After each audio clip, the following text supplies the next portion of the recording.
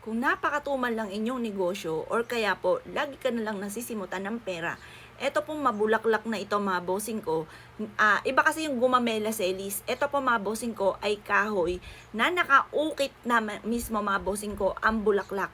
Ang bulaklak, sumisimbolo po yan ng kasaganahan at tagumpay sa buhay. Kaya kung nais mong hindi nauubos ang pera ninyo, maglagay ka ng ganito sa inyo pong wallet. Ang gato po namin ay nagkakahalaga lamang ng 80 pesos. 80 pesos, malaki po siya mga bossing. Ito ilalagay nyo lamang sa wallet, ilagay sa bulsa, ilagay sa kaha, or pwede nyo itong ilagay sa gilid ng pintuan po ninyo, or ilagay sa bawat corner ng inyong tahanan. Pwedeng maglagay kung saan-saan po nito, dahil ito'y humahatak ng swerte, lalo na sa pera. 80 pesos lamang po ito. Abel nyo na po ito mga bossing. Kapag sa akin ka nag-abel, ritualado ang mga pampaswerte ko. May kasama na itong panalangin na kayo maging matagumpay, makamit ang mga pinapangarap.